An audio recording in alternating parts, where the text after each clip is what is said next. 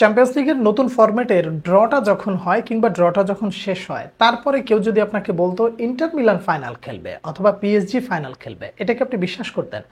যে পিএসজি একদম গ্রুপ পর্বে নিজেদের একদম নাই নাই অবস্থা, গ্রুপ পর্বে থেকে বিদায় হয়েছে এমন একটা পরিস্থিতির মধ্য থেকে যে কামব্যাকটা দিয়েছে এবং ধীরে ধীরে ধীরে ধীরে নিজেদেরকে যেভাবে উন্নতি করেছে, এখন এই মুহূর্তে গোটা দুনিয়ার সামনে একটা বিষয় খুব ভালোভাবে পরিষ্কার, তা হলো পিএসজি এই মুহূর্তে জেতার জন্য মোটামুটি একটু ফেভারেট তারা হয়ে আছে।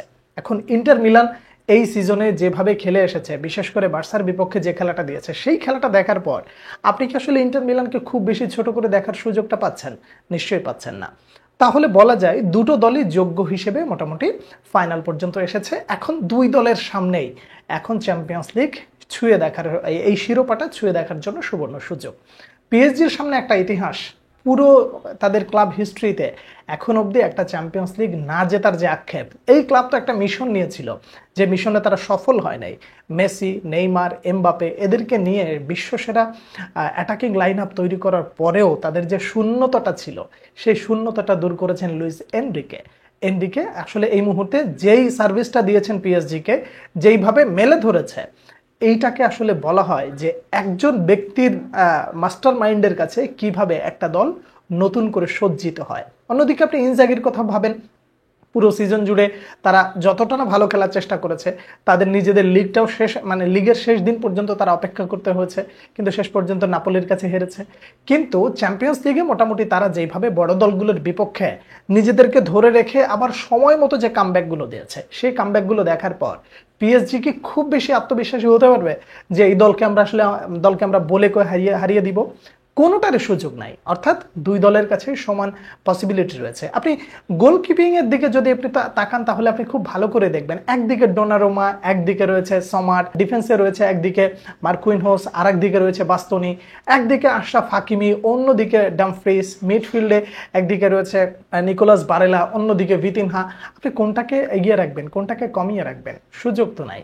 আমি ব্যক্তিগতভাবে একটা দলকে এই মুহূর্তে চ্যাম্পিয়ন্স লিগ এই সিজনে জয়ী হিসেবে দেখতে চাই, সেই দলটা হলো ইন্টার মিলান। এটা নিয়ে আসলে আমার কোনো ডাউট নাই, বা আমি ব্যক্তিগতভাবে আমি আমার পছন্দটা বললাম, আপনি আপনার পছন্দটা বলতে পারেন। আমি কেন আসলে ইন্টার মিলানকে চাচ্ছি, এটার পেছনের আসলে একটা উল্লেখযোগ্য কারণ, সেটা হলো একজন ব্যক্তি, সেটা হলো লাউতারো মার্টিনেজ।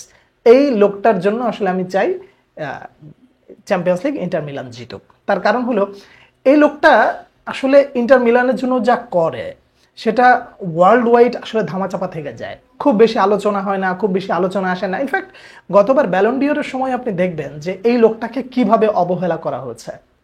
থাকার কথা ছিল টপ 3-তে, সে টপ 5-এর মধ্যে থেকে বের হয়ে চলে যায়। তো এইভাবে যখন একটা মানুষ ভালো কিছু করা, ভালো কিছু অর্জন করে যখন আপনাকে কিছু এনে দেয়, তারপরেও যখন সে মানুষটা একেবারে আড়ালে চলে যায়, তো সেটা খুবই দুঃখজনক। আমি ব্যক্তিগতভাবে চাইবো ইন্টার মিলান আজকে যেন জিতে যায় এবং শেষ হাসিটা অবশ্যই যেন লাউতারো মার্টিনেজ হাসে এবং ইনজাগি হাসে। এটা আমার ব্যক্তিগতভাবে চাওয়া। আপনার যদি কোনো ব্যক্তিগতভাবে চাওয়া হয়, তাহলে আপনিও অবশ্যই আপনি জানাতে পারেন আপনি কোন দলকে সাপোর্ট করছেন। আপনি যদি ব্রাজিলিয়ান সাপোর্ট হন, তাহলে আসলে আপনি কোন নৌকায় পা দিবেন? একদিকে রয়েছে মার্কুইনহোস, তারপরে রয়েছে বেরালদো, আবার অন্যদিকে রয়েছে কার্লোস আগুস্তো। তো দুই দলেই কিন্তু ব্রাজিলিয়ানরা রয়েছে। তা আপনি কোন দলটাকে আসলে এই মুহূর্তে এগিয়ে রাখবেন, সাপোর্ট করছেন, জানাবেন অবশ্যই।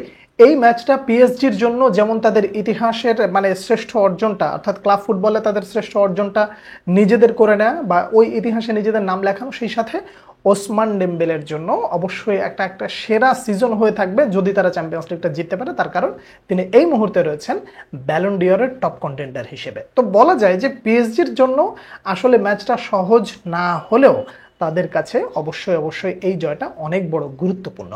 পিএসজির এই উত্থানের গল্পটা আসলে ম্যাচ শেষে করতে চেয়েছিলাম, কিন্তু জানি না আসলে পিএসজি জেতে কিনা। যদি পিএসজি জিতে যায়, তাহলে পিএসজির এই উত্থানের গল্পটাও আসলে ম্যাচ শেষে বলতে চাই, অথবা ম্যাচ হেরে গেলেও পিএসজির এই মুহূর্তে আসলে তারা যেইভাবে আসলে উঠে দাঁড়িয়েছে, বিশেষ করে চ্যাম্পিয়ন্স লিগে তারা যা করে দেখিয়েছে, এইটা নিয়ে আলাদা একটা এপিসোড করতে চাই। আজকের ম্যাচ নিয়ে কথাবার্তা এ পর্যন্তই। আপনি আসলে কোন দলকে সাপোর্ট করছেন, কেন করছেন, দুটো বিষয় বলবেন।